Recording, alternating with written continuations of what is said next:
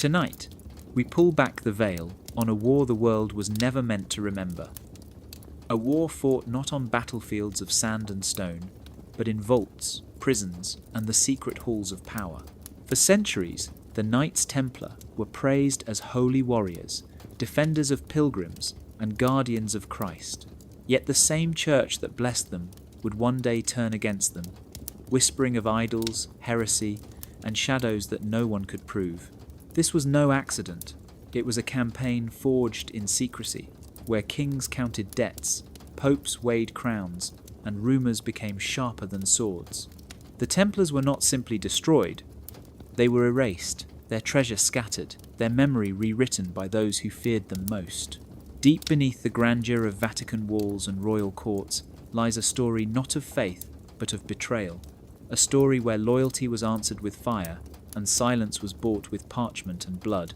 So before you dismiss this as just another legend, ask yourself, what if the fall of the Templars was never about heresy at all? What if it was about power, and the lengths men will go to protect it? Like the video, subscribe, because tonight we step into the war between crown and cowl, and some battles never truly end. It begins in silence, not in battle. Picture the heart of Jerusalem in the year 1118, the dust of the Crusades still heavy in the air. Beneath the ruins of a church once toppled by war, a narrow staircase winds into the earth. At the bottom, a crypt flickers with torchlight. Shadows stretch across cracked stones, and in the stillness, a group of men kneel. Their heads are bowed, their hands pressed to the hilts of their swords. They are not priests. They are not monks. They are soldiers about to swear an oath that would shake kings, test popes, and carve their symbol deep into the centuries to come. This moment is not found in golden chronicles. It is not etched on cathedral walls or paraded in triumphal songs. It is whispered, half remembered, because what was born in that chamber was more than a brotherhood. It was a force of loyalty and secrecy, so binding that it terrified even those who claimed to be God's chosen on earth. They called themselves the poor fellow soldiers of Christ and of the Temple of Solomon, but history remembers them by a simpler name, the Knights Templar. The vow was not about riches, though gold would come. It was not about fame, though their symbol of the Red Cross would become known from Jerusalem to Paris. It was about surrender. Each man gave up his name, his family, his wealth, and his freedom. He became a living weapon, bound to obedience, poverty, and chastity. A warrior monk, a soldier of Christ. Yet what made this oath different was not the words spoken, it was where those words were spoken. Beneath the ruins of the Temple Mount, the holiest ground claimed by three great religions, they believed they were stepping into the bones of history itself. And it is here that rumours begin. Some say the crypt was no ordinary cellar. They say tunnels beneath the temple hid relics from the age of Solomon, sacred objects carried off when Babylon fell, or scrolls so dangerous they could not be read by the eyes of kings. The recruits kneeling that night may have touched something older than themselves, older even than the church that blessed them, something that gave their oath not just the weight of faith, but the gravity of forbidden knowledge. From this single ritual, the Templars were bound together tighter than any army sworn to a crown. They owed allegiance only to God and, later, to the Pope himself. No king could command them. No lord could order them. They were free, yet chained by loyalty, invisible to all but their brothers. That paradox would make them the most feared and envied order in Europe. It would also mark them for destruction. Imagine the sound of their voices in that crypt. Rough, scarred men of war, murmuring in Latin as the fire crackled against stone. Their eyes caught the red glow of the torches, but their minds were already far away, in battles to come, in secrets yet uncovered, in a destiny that would make their name eternal. That oath, born beneath Jerusalem, was more than a promise. It was the opening of a door, a step into a shadowed path where swords and silence walked side by side, and once it was sworn, there would be no turning back. The Templars began as protectors of pilgrims, swords in hand, guarding narrow roads to the Holy Land. But war is costly, and so is faith. Knights who pledged themselves to poverty could not beg for bread while holding the world's most dangerous routes. They needed resources, supplies, and safe passage. What began as a simple duty of protection slowly grew into something far greater. By the middle of the 12th century, their swords were still sharp, but their ledgers had become sharper. A pilgrim travelling from Paris to Jerusalem carried more than prayers. He carried gold, silver, and jewels, the kind of treasure that attracted thieves faster than the scent of blood. The Templars offered a solution. Hand your wealth to them in Europe, and they would give you a written note, a coded document sealed with their mark. When you arrived in the Holy Land, that note could be exchanged for the exact value, safe and secure. In a time before banks, this was revolutionary. Gold could now travel across continents without ever leaving a fortress. Kings noticed. The same system that protected pilgrims could protect crowns. Monarchs desperate to fund wars, castles, and crusades turned to the Templars, who had fortresses in every major city and ships sailing across seas. Slowly, their financial network spread like veins through the body of Europe. Their receipts were as trusted as coins. Their vaults became the safest places to store a king's treasure. Some say even the crown jewels of England once rested behind their stone walls. The irony was clear. An order that had sworn poverty became the richest institution in Christendom, not by breaking their oath, but by redefining it. The knights owned nothing personally, yet together, as a brotherhood, they commanded wealth that rivaled empires. And this wealth was not scattered gold or loose gems. It was organized. It was written down. It was catalogued in ledgers that recorded debts, payments, and interest long before modern bankers ever dreamed of it. Rumors spread quickly. The knights had created secret codes, systems of accounting only they could read. Their documents could be carried safely across mountains and deserts, useless to anyone who stole them. Some claimed their network was so advanced that a man could deposit money in London and withdraw it in Acre, faster and safer than any caravan could hope to travel. The Templars had turned faith into finance, and in doing so, they had created something far more powerful than armies. But this power was dangerous. Kings began to realize their dependence. Debt tied them to the order. A monarch who owed the Templars was a monarch whose throne rested on borrowed time. The Vatican also began to whisper. Could a group of warrior monks loyal only to themselves hold more influence than bishops and cardinals? Could parchment and ink be more dangerous than steel? The sword and the ledger together made the Templars unstoppable. With one hand, they defended the Holy Land. With the other, they controlled the flow of money that fueled Europe itself. But in the shadows of cathedrals and palaces, unease grew. For when monks become bankers and warriors become financiers, the question is no longer how powerful they are. The question is how long the world will allow them to remain so. In the marble corridors of Rome, far from the dust of battle and the clang of swords, another kind of war was being waged. Not with steel, but with words written in careful script on scraps of parchment.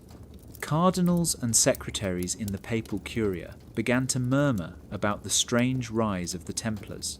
They were monks, yet they held fortresses. They were warriors, yet they also kept ledgers. They were sworn to poverty, yet kings owed them fortunes. To some in the Vatican, this was not the work of loyal servants of Christ. It was the quiet formation of a rival power. Letters arrived in the hands of couriers, sealed with red wax and marked private. These memoranda, tucked into drawers or whispered over wine, spoke of unease. The Templars bowed to the Pope, yes, but their true allegiance seemed locked behind stone walls and iron chests. No bishop could enter their vaults without permission. No king could see their books unless invited. And even the church itself, the supposed mother of their order, had little knowledge of how deep their roots had grown. By the middle of the 13th century, It was said that the order commanded land in nearly every Christian kingdom. They held castles in France, estates in England, ports in Portugal, and outposts as far as Cyprus. Their ships sailed faster than the galleys of Venice. Their roads stretched farther than the reach of the Holy Roman Empire. They answered to no crown. Their only superior was the Pope. And yet, the papal court began to wonder if even that allegiance was more ceremonial than sincere. The whispers became darker. Some claimed the Templars were not just soldiers and bankers, but mystics guarding knowledge too dangerous to be shared. Others hinted at secret rituals behind locked chapel doors, ceremonies not open to bishops or cardinals. A few suggested that beneath their loyalty to Christ, there might lie loyalty to something older, something buried in the ruins they once claimed in Jerusalem. The Curia was not blind to the threat. A monastic army with its own economy could rival kings. A monastic army with its own secrets could rival popes. And the Vatican, which had built its power on being the sole bridge between God and man, now faced the possibility of an institution that could claim a bridge of its own. In Avignon and Rome, advisors wrote carefully to Clement, to Innocent, to Honorius. The words were subtle, but the meaning was sharp. The Templars were not merely servants of the cross. They were becoming something separate, something sovereign. And sovereignty in the hands of an order not born from the papacy was dangerous. The Pope blessed them in public sermons. He praised their sacrifices, their bravery, their poverty. But in private, the questions grew. Were they truly poor? Were they truly obedient? Or were they building a kingdom without walls, hidden in ledgers, guarded by swords, loyal to no one but themselves? In those whispers, the seeds of suspicion were planted. Seeds that would one day grow into accusations, arrests, and pyres. For in Rome, power did not fear heresy alone. It feared independence. And the Templars, with their cross and their coin, carried both. Picture a crowded port in the year 1200. Ships rock against the waves, sails heavy with wind, while merchants shout in a dozen tongues. Among the pilgrims preparing to cross the sea, some clutch a small folded parchment stamped with a red cross. It looks like nothing more than a slip of paper, yet it carries the weight of kingdoms. That paper is a receipt issued by the Knights Templar, and in a world where bandits prowl the roads and pirates stalk the seas, it is safer than carrying a chest of gold. This was the brilliance of the order. They turned trust into treasure. A pilgrim could deposit his wealth in London, receive a coded note, and walk across Europe with no fear of losing his fortune. When he finally arrived in Jerusalem, that note could be exchanged for the same value, sometimes even more, depending on what deals the Templars had struck along the way. It was not magic. It was accounting, a kind of financial alchemy unknown to ordinary men, and soon not only pilgrims but kings themselves began to rely on these slips of parchment. Monarchs discovered that the Templars could move money faster and safer than royal treasurers. A crusading king could fund armies in the Holy Land without shipping vast amounts of gold across stormy seas. A ruler in debt could secure a loan, knowing the Templars would honour it across borders where rival crowns might refuse. Slowly, the order became the bankers of Christendom. Their receipts were treated as good as coin, and in some places even better. But dependence breeds unease. Kings do not like to be reminded of their debts, especially when those debts are owed not to rival monarchs, but to warrior monks. It was said that England's King Henry III once leaned so heavily on the Templars that his government nearly collapsed without their support. In France, the Capetian kings borrowed endlessly, funding wars, castles, and crusades with Templar gold. Even the Crown of Aragon left its treasuries in their keeping. To be a monarch meant to owe the temple, and to owe the temple was to live with a constant shadow. The Templars claimed to be poor, bound by vows of poverty, yet their estates stretched from vineyards in Champagne to farms in Castile, from fortresses in the Pyrenees to houses in the heart of Paris. Their lands produced wealth, their ships carried goods, and their network of notes and receipts made them indispensable. Every coin passed through their hands, yet they owned nothing personally. It was a paradox that infuriated rulers who struggled with empty coffers, while the order seemed immune to ruin. In courts and castles, whispers spread. Could the monks who fought with one hand and counted with the other truly be trusted? Were they servants of Christ, or were they servants of themselves? To owe them was to depend on them, and to depend on them was to admit weakness. Monarchs smiled in public, praising the knights for their faith and courage, but in private their jaws tightened. For what began as a service to pilgrims had grown into chains for kings. And behind every receipt, stamped with the Red Cross, lay the unspoken truth. The world's most powerful men were living on credit, and the Templars held the keys to the ledger. The road to Paris was never safe. Thick forests crowded the path, and shadows clung to the branches like watchful eyes. It was along this road, sometime in the late 13th century, that a lone courier rode with a trunk bound in iron straps. To the casual eye, it seemed like a chest of coins, but what lay inside was far more dangerous than gold. It was parchment, sealed documents bearing the Red Cross of the Temple, and together they held a map of Europe's deepest debts. Kings, dukes, bishops, merchants, all recorded with precise amounts owed to the Knights Templar. The courier never arrived. His horse was found days later, wandering with reins dragging in the mud. The chest was gone. Whispers spread quickly, not of ordinary bandits, but of a theft too convenient to be chance. Who had taken the sealed trunk, and what did they hope to gain?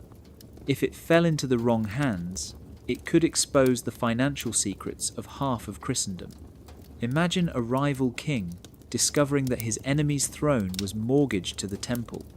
Imagine the Vatican seeing in black ink how deeply even its own clerics leaned on the Red Cross. It was not money that gave the Templars their strength. It was knowledge, and in that trunk their knowledge was laid bare. Some chronicles hint that the theft was no simple robbery. They suggest royal agents were involved, perhaps even sent by the French crown.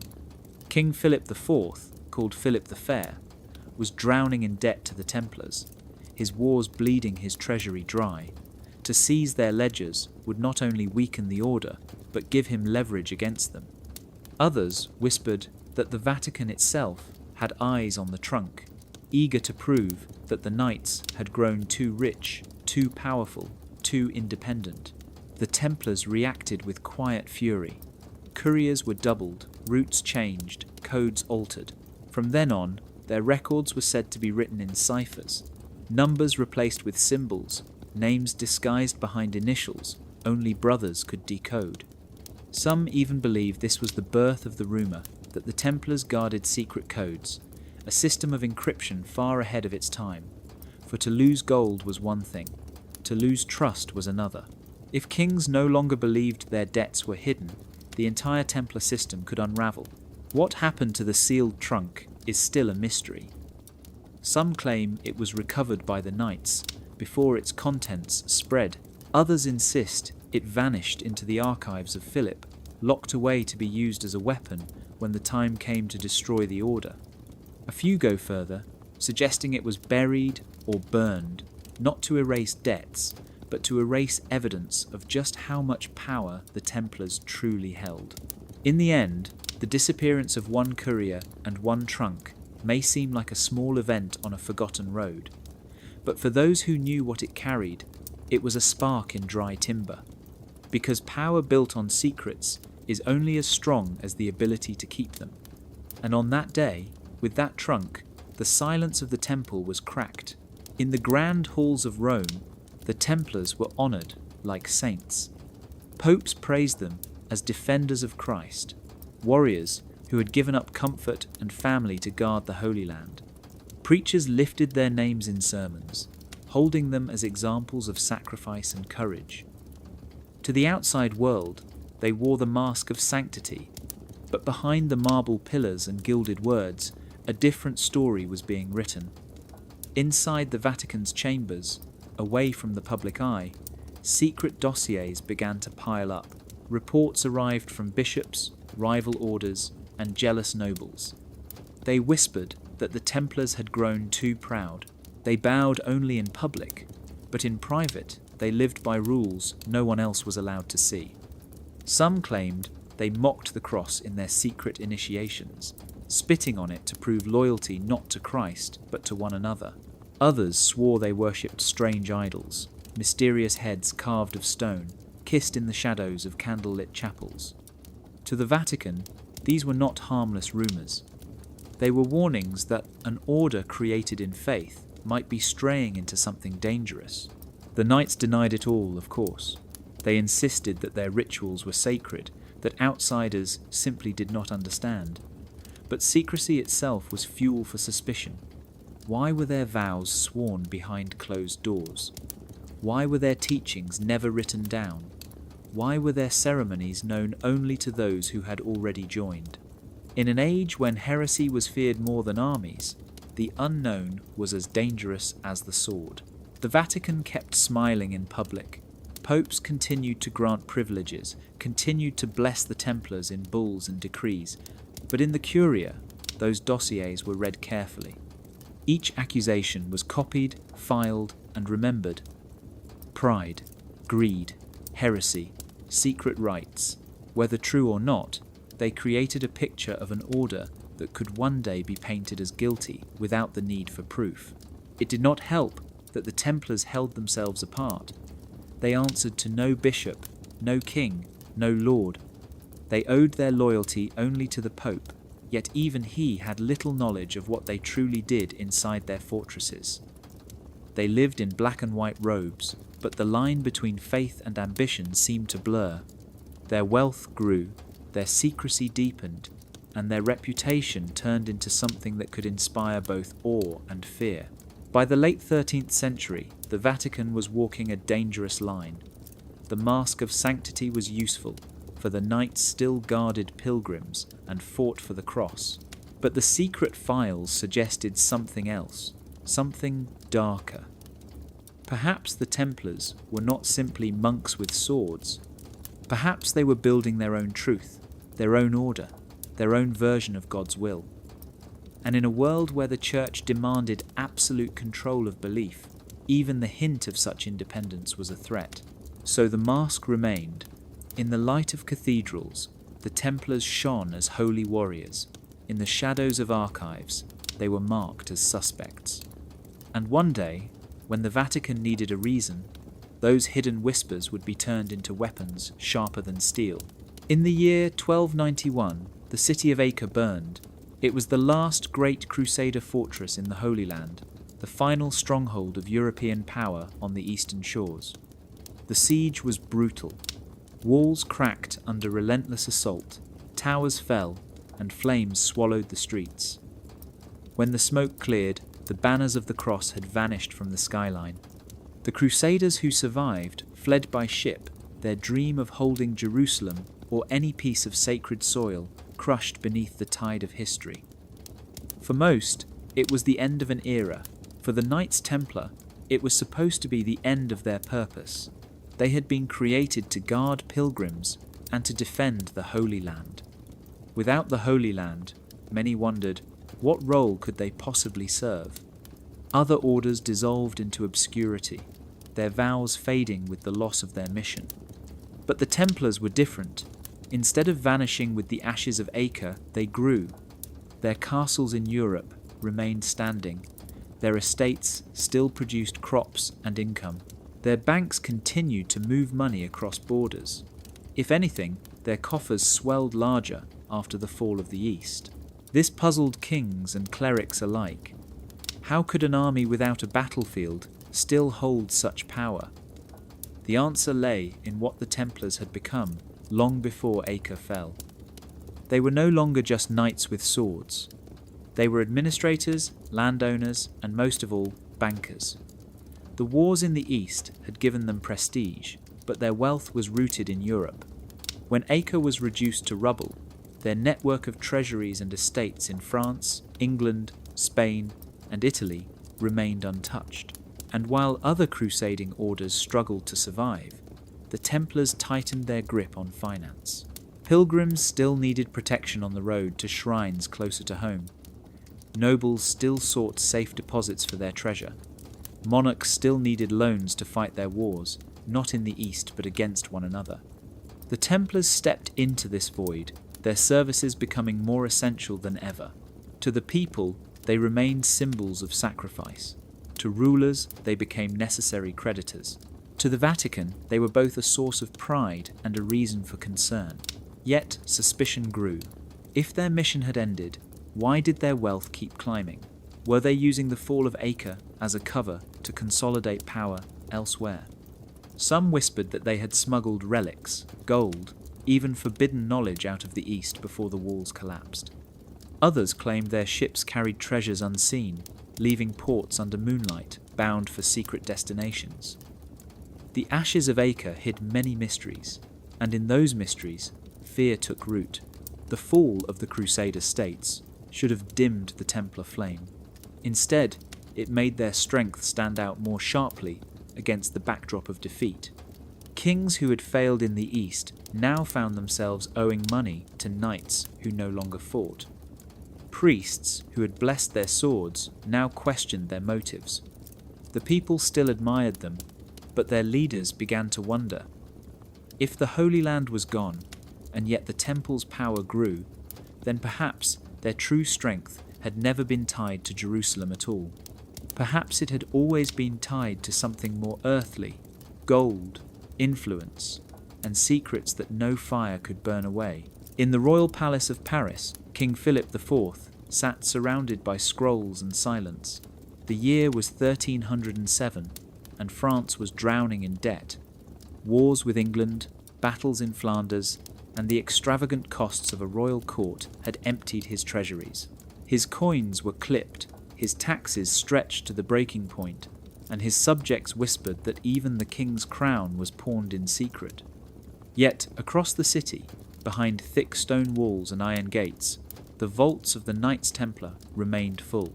The king's coffers echoed with emptiness, while theirs overflowed with gold and ledgers recording the debts of half of Europe. Philip was no fool. He had borrowed from the Templars countless times, and each loan had come with the weight of dependence.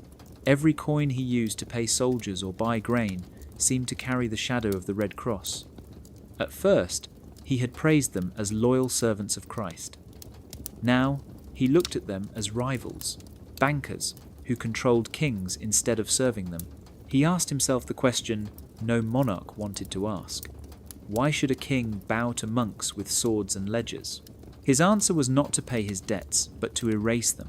To do this, he needed three things: parchment to record the accusations, prisons to hold the knights, and a pope to bless the entire scheme. With these tools, he could not only crush the order, but seize their fortune for the crown. It was a gamble drenched in risk, for to move against the temple meant to move against an institution sworn to God and protected by the church. But Philip believed desperation justified daring. In darkened chambers, he summoned advisors, lawyers, and spies. They compiled charges that mixed rumour with invention: heresy, blasphemy, secret rites, unnatural acts. It did not matter whether the accusations were true. What mattered was that they sounded damning enough to stir suspicion. Once suspicion was seeded, it could grow into condemnation, and condemnation could open vaults. Still, Philip could not act alone. The Templars answered only to the Pope, and the current Pope, Clement V, ruled from Avignon, a city under French influence, but not under the king's direct control.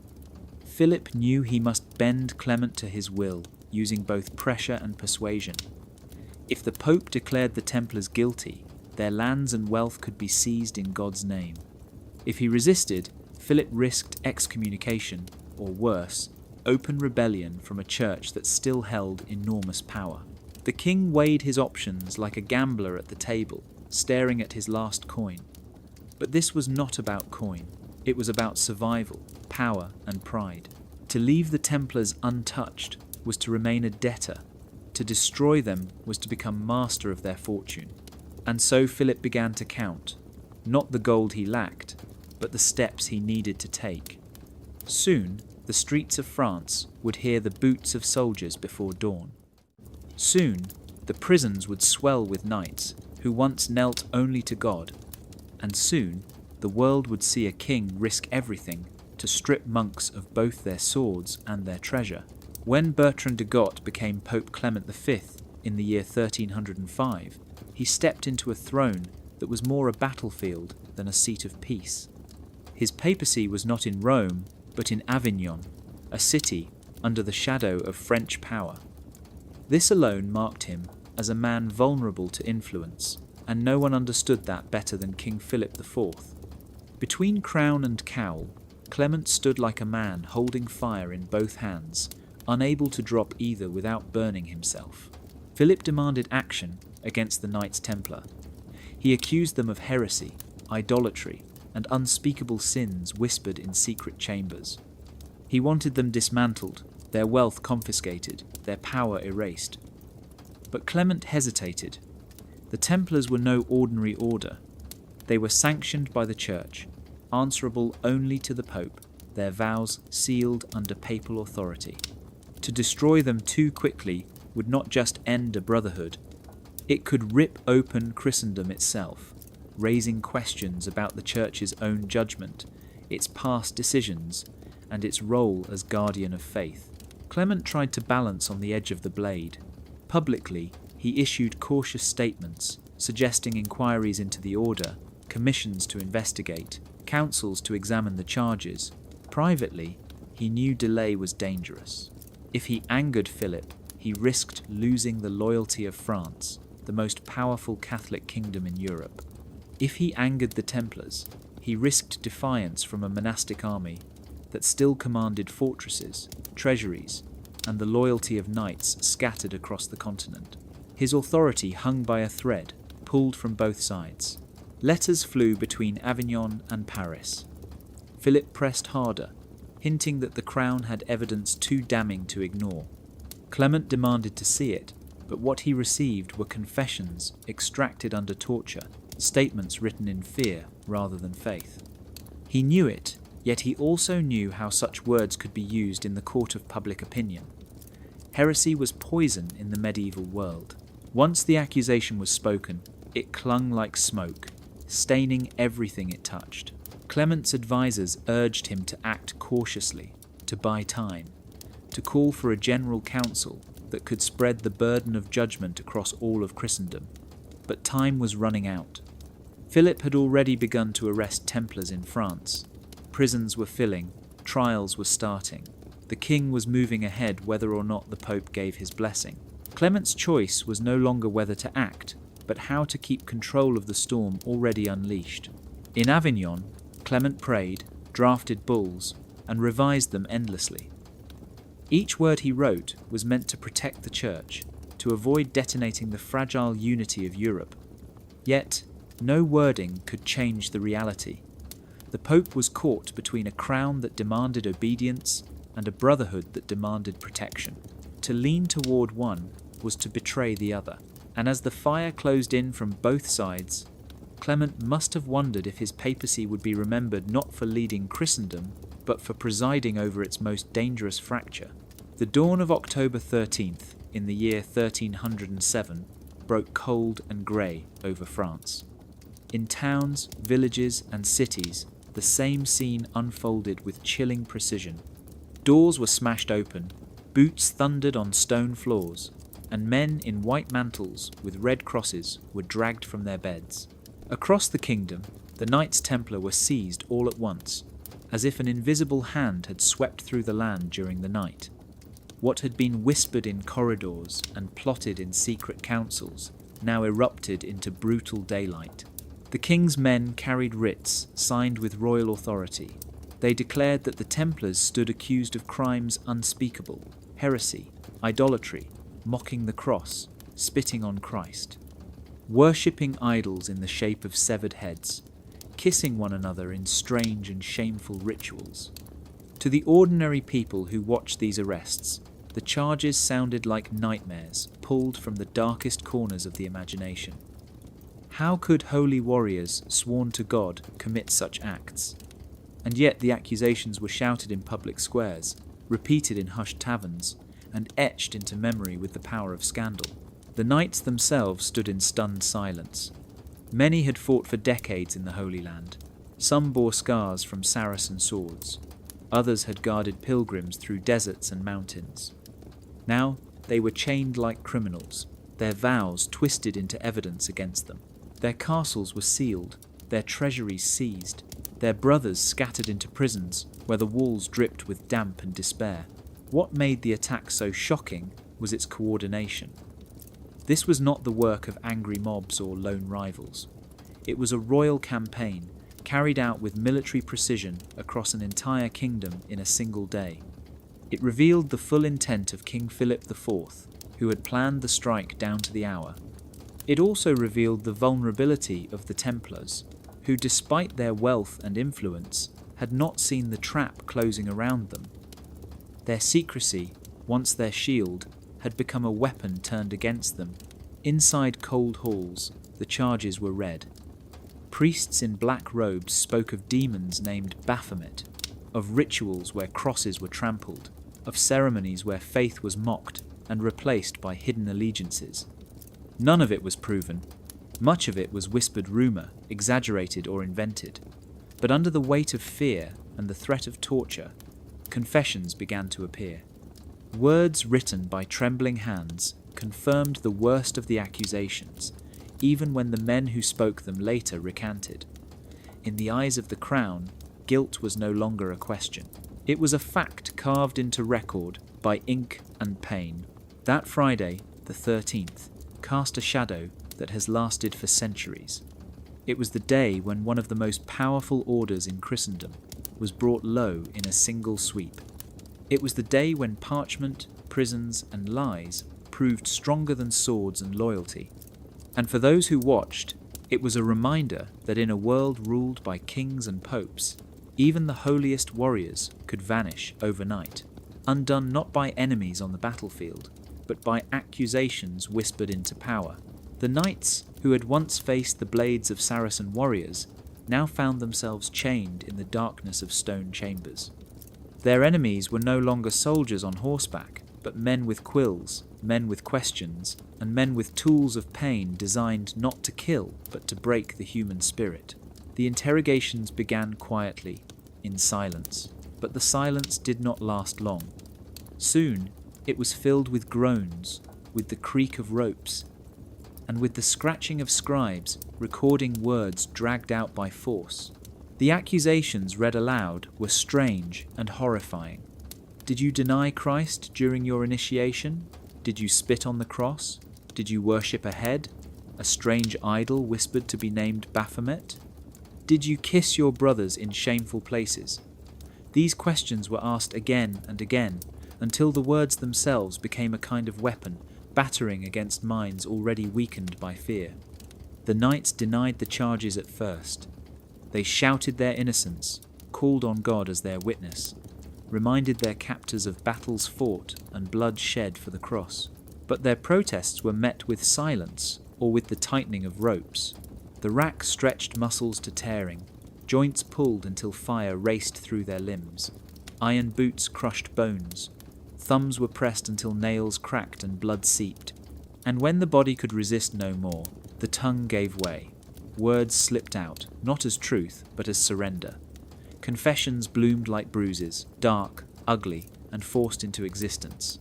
Some confessed to spitting on the cross, explaining desperately that it was only a test of loyalty, never a rejection of Christ. Others admitted to strange rituals, but described them as misunderstood traditions. A few, broken beyond reason, whispered of idols and demons just to make the pain stop. Scribes dipped their quills and wrote it all down, shaping the words into neat lines of guilt that would later be used in trials. Yet, even after the torture ended, many knights recanted. They stood in court and declared that their confessions were lies born of agony. They swore again to their faith, clinging to God as their last defense. But once the words of guilt were recorded, their innocence no longer mattered. A confession under torture carried the weight of truth in the eyes of kings and priests who wanted the order destroyed. The interrogations dragged on for months. Brother turned against brother, not out of betrayal, but out of despair. Some believed confessing might save their lives. Others believed silence was the only honor left. But whether they spoke or whether they stayed silent, the outcome was the same.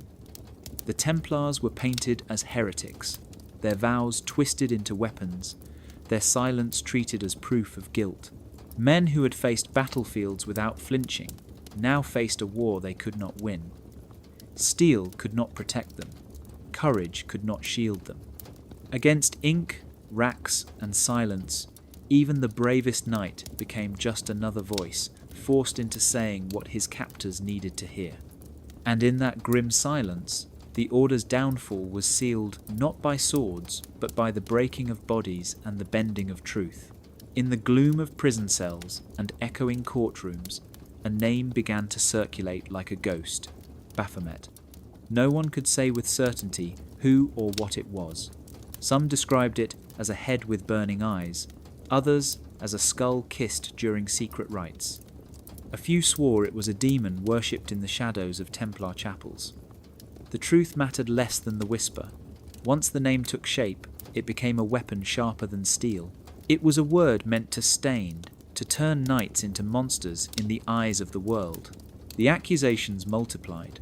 Witnesses claimed the Templars kept a severed head wrapped in cloth, brought out during meetings to receive reverence, as if it held mysterious power. Others described ceremonies where brothers kissed each other in forbidden ways, signs of loyalty twisted into signs of sin. Priests and scribes copied the stories, their pens dripping with both ink and suspicion. The details changed with every retelling, but the effect was the same. The Templars were no longer seen as holy warriors. They were painted as heretics who bowed to idols and mocked Christ in the dark. The knights protested. They declared their innocence, swore their rituals were nothing more than vows of discipline and secrecy. They argued that their brotherly kiss was a symbol of unity, not corruption. Yet their explanations were drowned out by the roar of accusation. A rumor repeated often enough becomes truth, especially when kings and priests benefit from that truth. The idol in the dark was not just an image. It was a mirror reflecting fear, envy, and the hunger for power. The name Baphomet carried weight because it could not be easily understood. In a world where mystery meant danger, the unknown was as terrifying as any demon. Did the word come from Arabic, a corruption of the name Mahomet? Was it a pagan relic unearthed beneath the Temple Mount in Jerusalem? Or was it simply a fabrication, invented by interrogators to give shape to their accusations? No one could answer, and so everyone believed what suited them. For King Philip, the idol was proof that the Templars had betrayed God. For the Vatican, it was a tool to justify investigation and eventual suppression. For the common people, it was a story that spread like fire through the streets, a tale of holy knights turned sorcerers. And for the knights themselves, it was a chain they could not break, a lie so heavy that even their blood could not wash it away. The power of the idol lay not in its existence, but in its absence. No one ever produced it, no one ever saw it outside of rumour. Yet its shadow loomed larger than any relic or cross. It turned suspicion into certainty, and certainty into condemnation. In the end, the idol in the dark proved more dangerous than armies or fortresses. It was the ghost that haunted the Templars, the story that made their destruction not only possible but inevitable. When the king's men stormed Templar commanderies across France, they expected to find mountains of gold and silver stacked like the riches of Solomon's temple. Instead, they found silence, iron chests locked tight, and an unsettling absence. When the locks were forced open and the lids pried back, there were no glittering treasures. Inside lay ledgers inked in careful hands, lists of names, numbers, and codes that only the initiated could decipher. Keys were missing, entire sections of records incomplete, and where gold was expected, only scraps of parchment remained. The officials cursed and searched again, overturning altars and prying stones from walls, certain the knights had hidden their fortune in some secret vault. Yet no matter how deep they dug, the treasure eluded them. Whispers spread quickly. The Templars had known of the raids. Someone had warned them.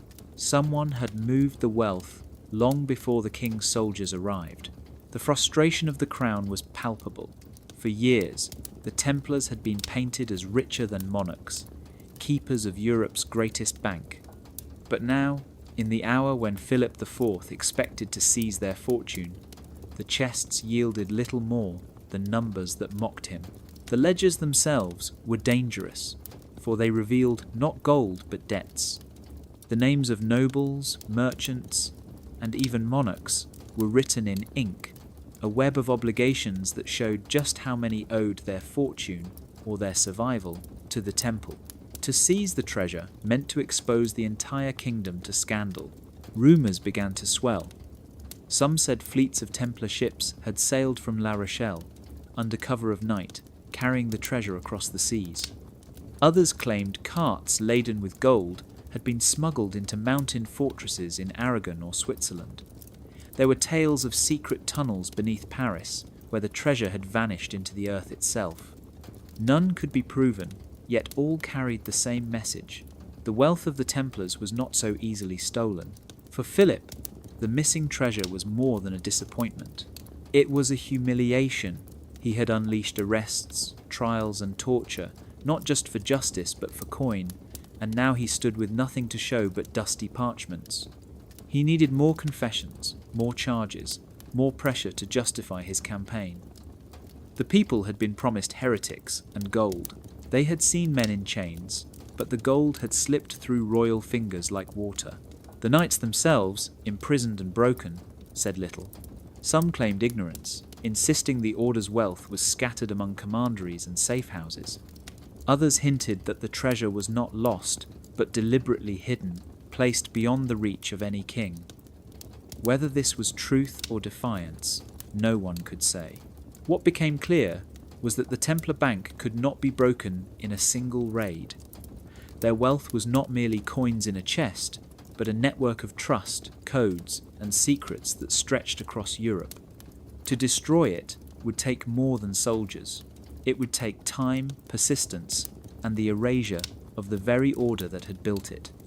And even then, whispers would remain that somewhere, beyond reach, the treasure of the temple still waited, guarded by silence more powerful than any lock. In the papal palace at Avignon, the air was heavy with the scratching of quills and the sighs of weary clerks. Pope Clement V sat at the centre of a storm, not of swords but of words. It was the year 1308, and the fate of the Knights Templar was being decided not on the battlefield, but in letters drafted behind guarded walls. Each parchment bore his seal, yet each sentence bent around an invisible weight pressing from Paris. Clement wrote cautiously, like a man walking across a frozen lake. On one side was the demand of King Philip IV, who expected the Pope to condemn the order outright, to call them heretics, and to bless their destruction. On the other side was the dignity of the Church itself, which had created the Templars, sanctioned their vows, and praised their service for nearly 2 centuries. To abandon them completely would be to admit that the papacy had been blind, or worse, complicit in nurturing heresy within its own house. So Clement drafted commissions and inquiries, letters to bishops and inquisitors, requests for councils and investigations. He asked for testimony, demanded reports, and framed questions carefully designed to appear neutral. Yet neutrality was an illusion. Every word carried the shadow of the French crown. The Pope knew that Philip had already seized Templar lands, imprisoned their knights, and paraded their supposed confessions through the streets.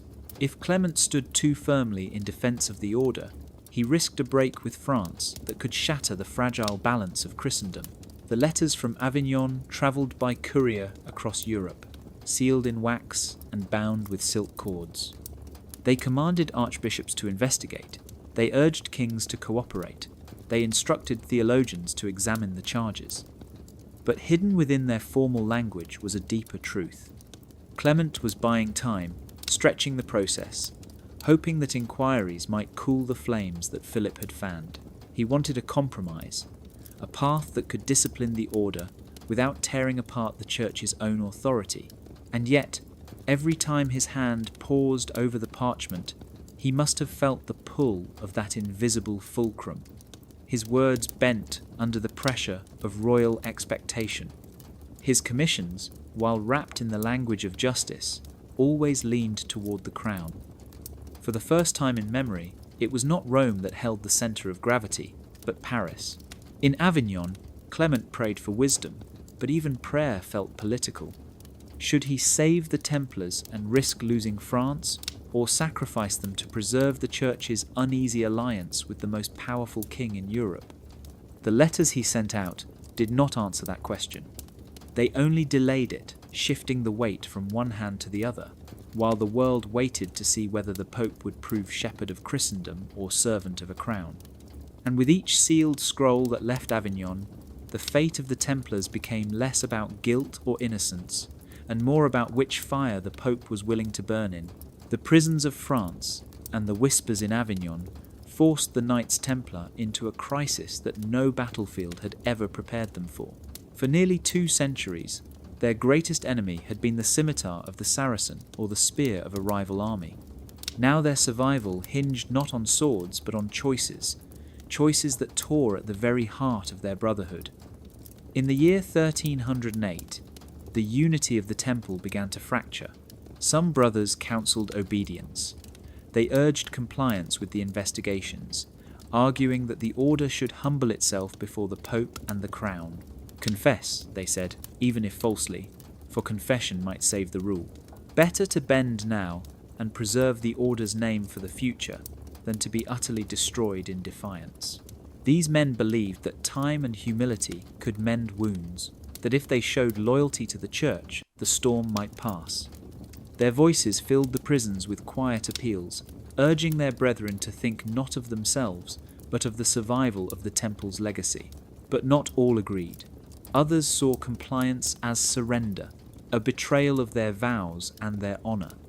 They whispered that the trials were nothing but a mask for greed, that the Pope bent to the will of a king, and that no confession could cleanse a lie. These men did not wait for courts to decide their fate. They vanished into the mountains, slipping away from commanderies now watched by soldiers. Carts creaked through narrow passes at night, loaded not with gold, but with parchments, sealed chests, and coded ledgers. To them, the true treasure of the temple was not silver, but knowledge, and they would not let it fall into the hands of their enemies. In remote priories hidden among the high valleys of the Pyrenees or the misty Alps, they found refuge. There, behind stone walls and cloistered chapels, they preserved what they could: records of debts owed by kings, maps of trade routes, secret correspondences, and perhaps writings too dangerous to ever reach the eyes of the crown or the curia. The mountain air carried the smoke of their torches as they worked late into the night, copying, hiding, and swearing that some memory of the order would survive, even if the rule itself was broken. The split was never open rebellion, but it was a wound. Brothers who had once fought shoulder to shoulder now prayed for opposite outcomes. Some trusted that obedience to the Church would one day clear their name. Others believed only secrecy and retreat could preserve their honour. In that division, the strength of the temple bled away, not through battle but through doubt. As months turned into years, rumours of vanished knights and missing archives spread like wildfire. Some claimed fleets had sailed west with treasure. Others whispered that hidden manuscripts contained secrets powerful enough to threaten both Pope and King. Whether fact or legend, the truth was simple. The order that had once been united by oath was now divided by survival, and in that fracture, the crown and the cowl found the opening they needed to strike deeper. In the year 1310, the eyes of Christendom turned toward a single man. Jacques de Molay, the Grand Master of the Knights Templar, was brought from his prison to stand before a hall lit with candles, lined with priests, and filled with the scratching of quills waiting to record his every word.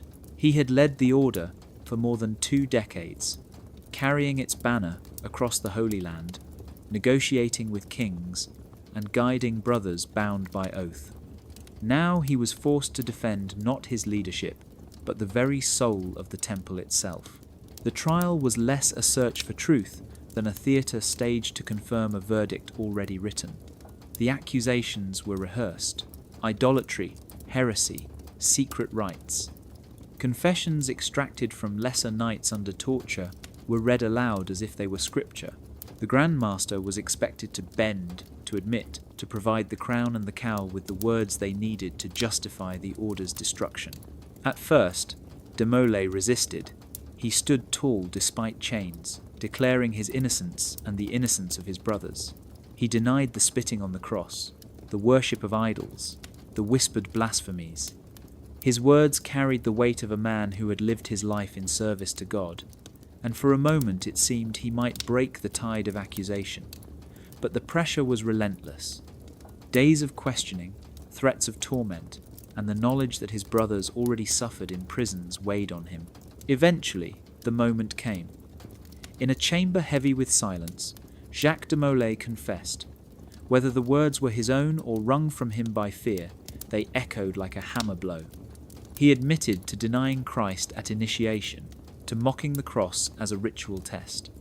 The scribes seized on every syllable, dipping their quills and etching guilt onto parchment that would travel across Europe. The Grand Master's confession became the crown jewel in the king's case, the proof Philip had long awaited. And yet, the story did not end there. Days later, in another hall with other witnesses, de Molay spoke again. This time, he retracted his confession. He declared that what he had admitted was a lie, forced by torment and trickery. He swore the Templars were faithful servants of Christ, and he begged the world not to believe falsehoods spoken under duress. His retraction spread confusion. Was the Grand Master guilty or innocent? Did he speak truth in confession or truth in denial? The script kept changing, not because de Molay was uncertain, but because the forces around him demanded different roles at different times. When the crown needed proof of guilt, his confession was displayed. When the Pope needed caution, his retraction was emphasized. He was no longer a man but a symbol, pulled in opposite directions by powers greater than himself. Through it all, Jacques de Molay remained trapped in the theatre of candles and quills. Every word he spoke was twisted, every silence filled by others. In that endless cycle of confession and retraction, the fate of the Templars was sealed, not by what was true, but by what was useful to those who held the pen. As the trials dragged on in France, papal investigators were sent to follow the trail of the order beyond the king's reach. One such man, a quiet cleric with an eye for detail, began piecing together a strange lattice of survival. It was the year 1311, and while Paris overflowed with confessions and prisons, the Mediterranean still whispered with signs of the temple. From the island of Cyprus to the ports of Aragon, from the hills of Italy to the valleys of Portugal, clues emerged that the order had not vanished, only retreated into shadows. In Cyprus, where the Templars had fled after the fall of Acre, their fortresses stood half abandoned, yet the locals swore that knights still gathered at night, cloaks hidden under plain cloth, swords buried beneath chapel floors. Merchants told stories of coins stamped with the cross passing quietly from hand to hand. In Venice, sealed trunks believed to hold ledgers had slipped onto ships bound west, always under false names. In Aragon, an old castle still rang with the clatter of hooves, even though the crown had declared it empty. The investigator began to map these signs, not as places of power, but as places of refuge. He saw a pattern forming, a web of safe houses stretching across Europe like veins carrying blood away from a wound. Where the Red Cross was torn from walls, it reappeared on the rings of merchants, etched in wax seals, or hidden within the geometry of carved stone. In Portugal, the pattern became clearest. There the crown was less eager to please France and more willing to grant shelter.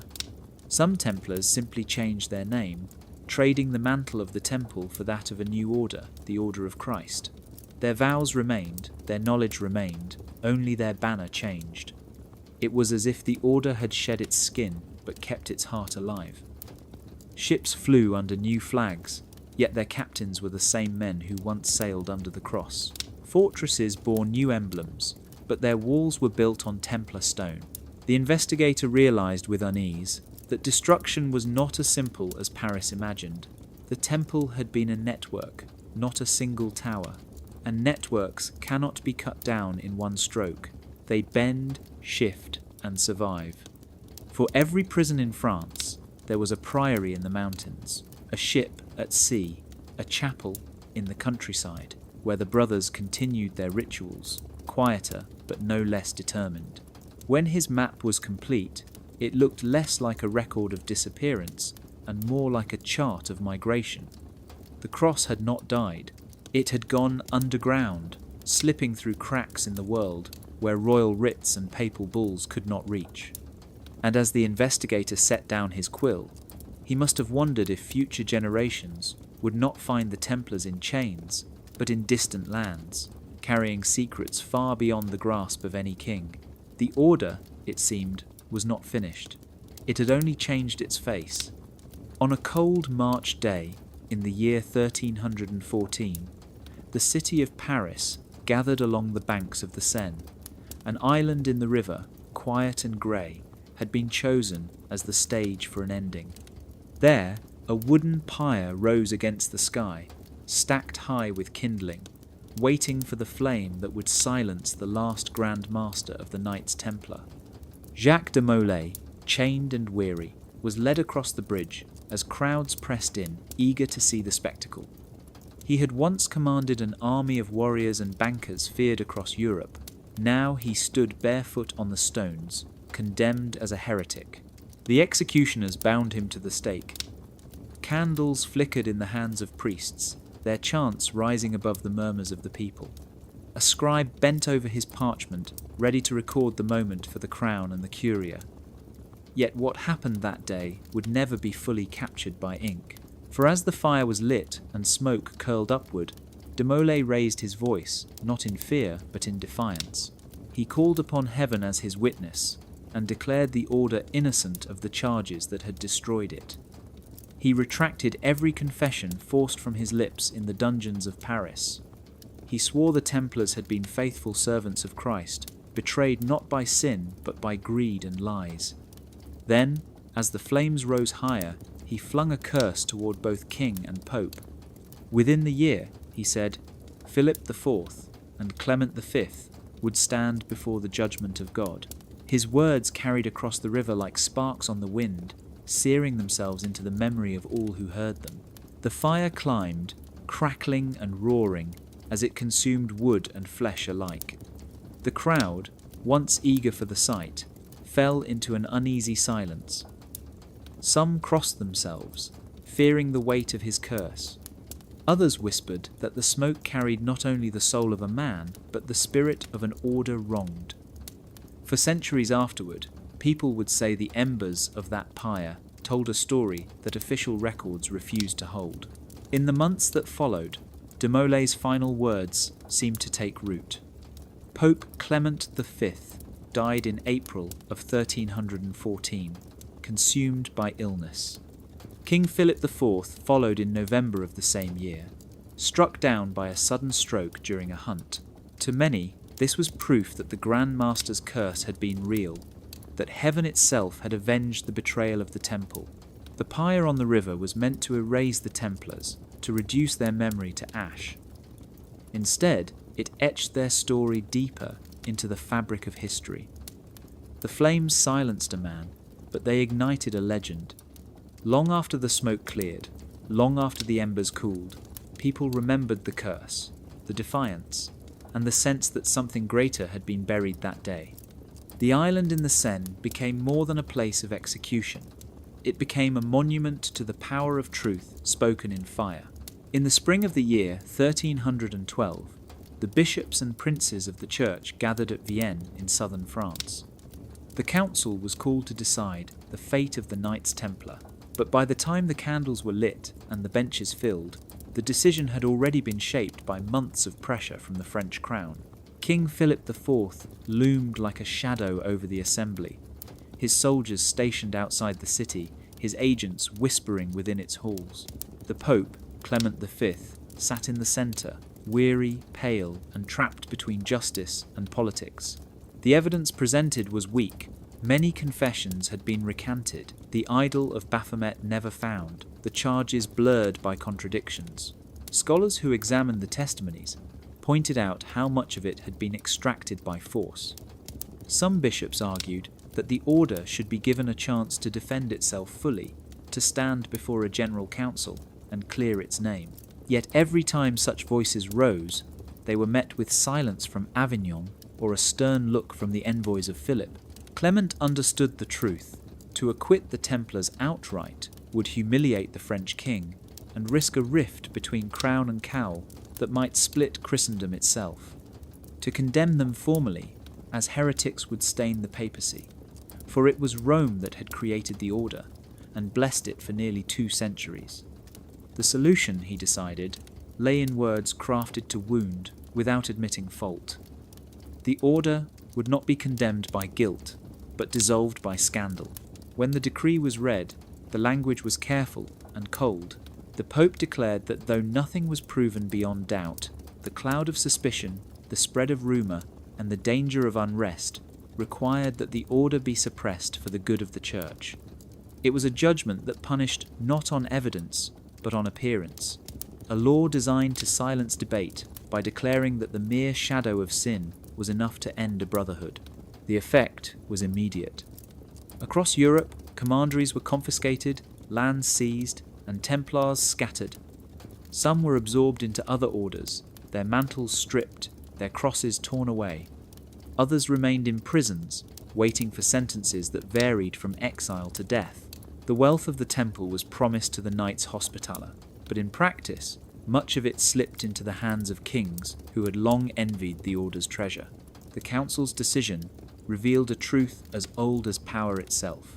Laws can achieve what swords cannot. The Templars had faced Saracen armies and survived.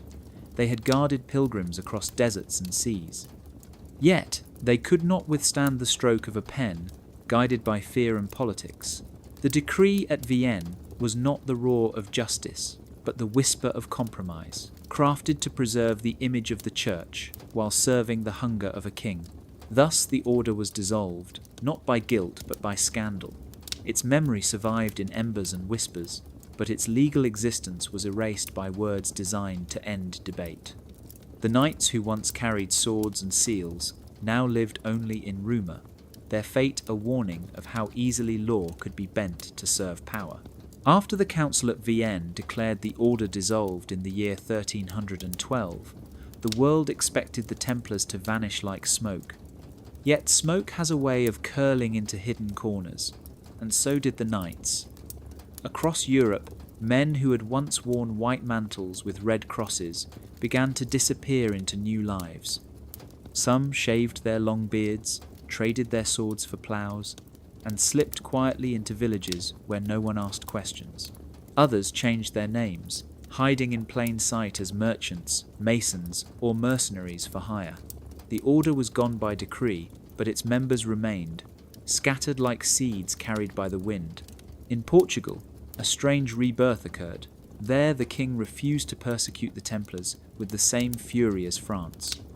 Instead, he formed the Order of Christ, a new brotherhood that absorbed many of the old knights. Their castles still stood, their ships still sailed, only their banners were repainted. To outsiders, the Templars were dead. To those who looked closer, they had only changed their uniform. In time, it would be these very ships, sailing under new flags, that carried Portuguese explorers into unknown seas, guided by skills inherited from the temple. Elsewhere, fragments of the order slipped into other places of refuge. In Scotland, stories claimed that knights arrived after the raids, bringing with them treasures hidden in stone chests, and knowledge carved into symbols. Some whispered they fought at Bannockburn beside Robert the Bruce, turning the tide of battle with their lances. In Spain, veterans of the Temple were welcomed into the long wars against the Moors, their military craft too valuable to waste. Even in Italy and Germany, men who once rode under the cross now trained local militias, their expertise quietly shaping the future of war. But it was not only swords that travelled, secrets did too. The banking methods of the Temple, their ledgers and coded receipts, resurfaced in new forms under new names. Their architecture, their use of geometry and hidden symbols, appeared in cathedrals and castles long after their dissolution. Even their rumoured maps, said to trace routes far beyond the known world, were whispered to have survived, tucked into archives that no king ever touched. The dispersal of the Templars was not a clean erasure, but a quiet diffusion. Like water poured into many vessels, they adapted to whatever shape was required. Some lived quietly, their vows broken, their lives ordinary. Others carried the flame of the order in secret, passing it to sons, nephews, or trusted allies. A few may have sailed away entirely, vanishing beyond the horizon with treasure and truth that would never be recovered. The decree of dissolution had ended the Temple in law, but not in life. The knights became wanderers, mercenaries, scholars, and builders. They hid their crosses, but their craft endured. And though kings and popes declared victory, the truth was more complicated. The order had not been destroyed. It had been scattered, and in that scattering, it planted roots in places where no decree could ever reach. It was centuries after the pyres had burned, and the papal decrees had declared the Temple dissolved, when the past suddenly stirred again. In a quiet monastery tucked into the hills of Spain, stonemasons were repairing a crumbling wall. As their hammers rang against old mortar, the wall gave way to reveal a hollow space. Inside lay a chest, iron-bound and heavy with the weight of years. Dust thickened the air as the monks pried it open, expecting perhaps relics or forgotten vestments. What they found instead was parchment stacked in careful bundles, each sheet inked with columns of names, sums, and seals. These were no prayers or hymns, they were ledgers. The handwriting was familiar to scholars, precise and coded in the manner of the Knights Templar. The documents recorded debts owed to the order by kings, nobles, and merchants across Europe. Lines of figures traced the flow of gold from one end of Christendom to the other. Yet what shocked the monks most was a single word written beside entry after entry: satisfied. Kings who had died centuries before, their reigns long folded into history, appeared on those lists. Philip of France, Edward of England, Alfonso of Aragon, and dozens of others, their debts carefully recorded, then marked as settled. No one knew when or how the payments had been made. The chest suggested that the Templars, or their successors in secret, had continued to balance accounts long after the world believed them destroyed. The discovery spread whispers faster than wildfire. If the ledgers were real, it meant that the Templar network had not vanished in the early 1400s, but had lived on quietly, hidden beneath the cloisters of Europe. It meant the wealth of the Temple had not been stolen outright, but managed, redistributed, and concealed. And most troubling of all, it meant that some debts had been erased without coin, perhaps through bargains or secrets too dangerous to be written. The word satisfied carried an air of finality, but also mystery. Who had the power to cross out the debts of kings? Who had the authority to close the books of monarchs long dead? The monks who uncovered the chest argued whether to send it to Rome, fearing the Vatican's silence, or to scholars who might dare to reveal its contents. But already there were rumours that strangers sought the chest, men who offered gold for its purchase, men who came by night asking questions they should not have known to ask. For the villagers nearby, the story became legend. They whispered that the Templars had never ceased to exist, that their descendants still walked the world disguised as merchants, masons, and bankers. The ledgers were proof not of an ending, but of survival. In that cracked chest, history shifted. The official record said the Templars were dissolved by decree, their wealth seized, their legacy broken. Yet the parchments spoke differently. They whispered that debts had been paid, accounts had been closed, and the Order's hand had continued to guide gold and power long after fire and law had tried to erase it. In the silent vaults of the Vatican, where shelves stretch like endless corridors of memory, an archivist moved a stack of brittle parchments one ordinary afternoon. He was not searching for treasure or scandal, only cataloguing forgotten bundles that had gathered dust for centuries. Yet as he untied the faded ribbon around one roll, his eyes fell on a document that would unsettle everything history had claimed about the Knights Templar. The parchment bore the papal seal of Clement V, and the words written in careful Latin carried not condemnation but absolution. It was dated in the year 1308, during the very height of the trials. The text revealed that Clement had once declared the Templars forgiven of heresy after a secret inquiry at Chinon, where high-ranking knights had confessed their rituals but affirmed their loyalty to Christ. The Pope had absolved them, lifting the stain of heresy from their souls. Yet somehow this document never reached the councils of Europe, never touched the eyes of the public. Instead, it had been filed away, buried in silence, while the Order was dissolved under the weight of scandal. The archivist sat frozen as he read the words again and again. If released, this parchment would rewrite the entire narrative. It would prove that the Vatican itself had known the Templars were not guilty of the monstrous charges shouted in Paris.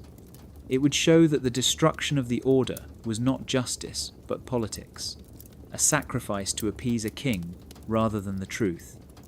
The absolution at Chinon was not rumour. It was fact, signed and sealed by the very Pope whose bulls had later dissolved the Order. Why had it been hidden? Perhaps Clement feared the wrath of Philip IV and chose silence over confrontation.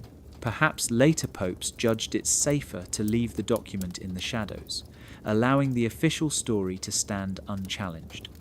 Or perhaps it was deliberately concealed, locked away to prevent future generations from questioning the authority of church and crown.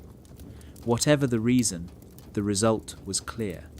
For 700 years, the world believed the Templars were condemned as heretics. In truth, they had been absolved, only never freed. The archivist imagined the impact of unveiling such a paper. Historians would be forced to admit that centuries of teaching rested on omission. The Vatican would face questions about how many other truths lay buried in its archives. The legend of the Templars, already wrapped in mystery, would blaze anew with proof that their destruction was an act of betrayal. And so the parchment remained locked away once more, placed back into its quiet coffin of paper and dust. The archivist sealed it with trembling hands, knowing what it meant, yet bound by the very walls that surrounded him. For the world, the Templars remained heretics in the history books. But in the silence of the Vatican, one piece of paper whispered otherwise.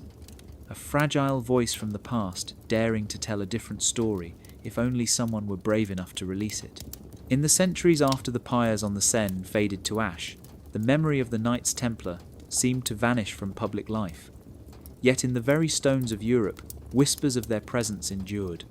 Cathedrals built in the Gothic age bore lines of geometry so precise, so deliberate, that many believed the designs carried messages hidden from ordinary eyes. The pointed arches, the rose windows, the spirals of numbers and proportions all seemed to speak in a language of stone. To most, they were simply marvels of architecture. To others, they were the fingerprints of men who once wore white mantles marked with red crosses.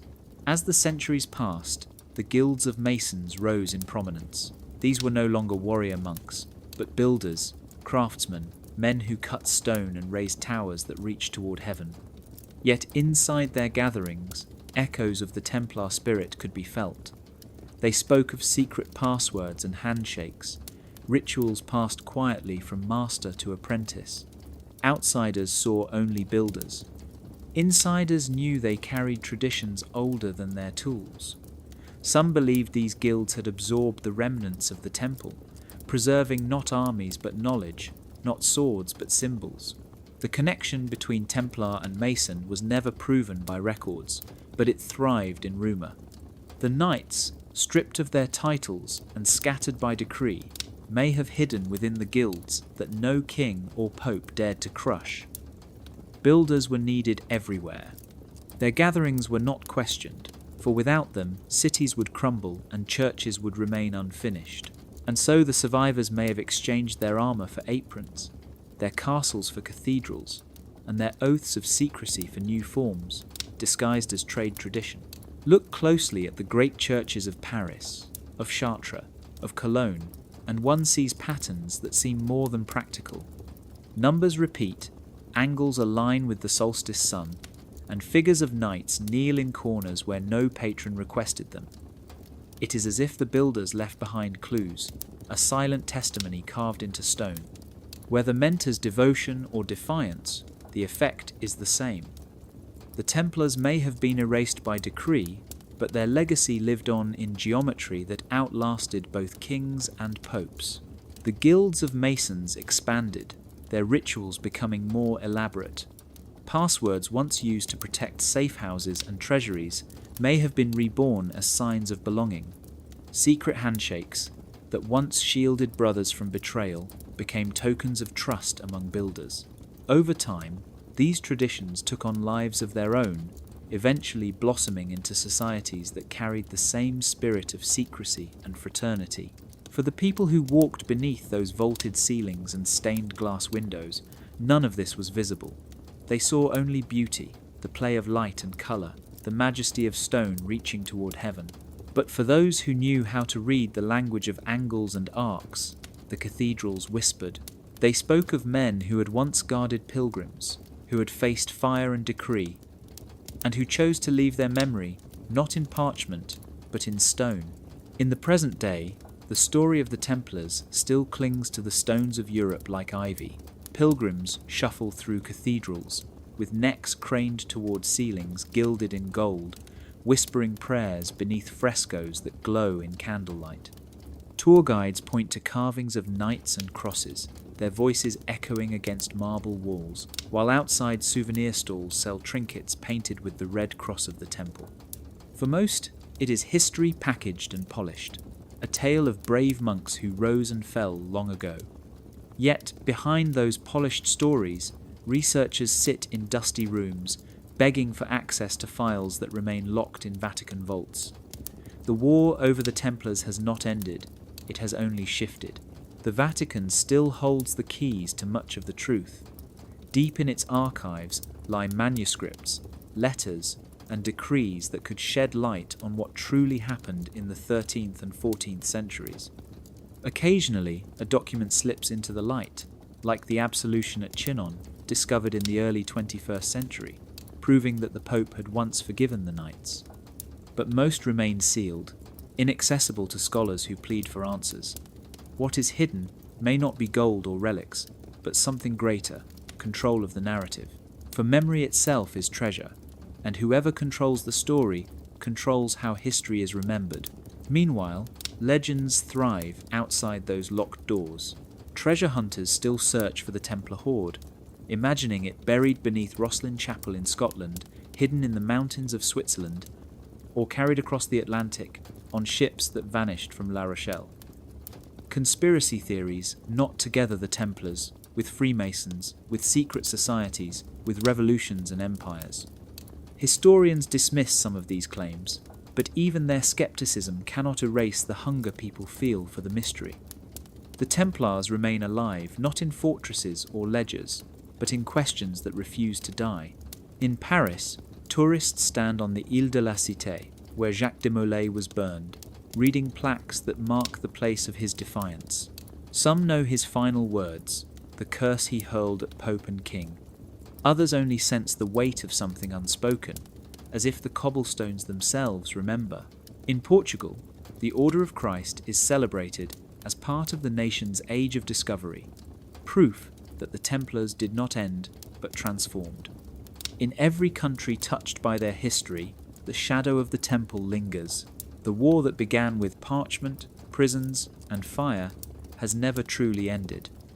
It continues in libraries, in court debates, in whispered theories, and in the struggle between myth and evidence. The Templars may no longer guard pilgrims on desert roads, but they guard something far more enduring, the imagination of the world. Their treasure is not measured in gold coins or jewels, but in memory, in the stories that refuse to fade, in the power of a name that still makes people wonder what really happened. And as long as those questions remain unanswered, the war over the Knights Templar will never be finished.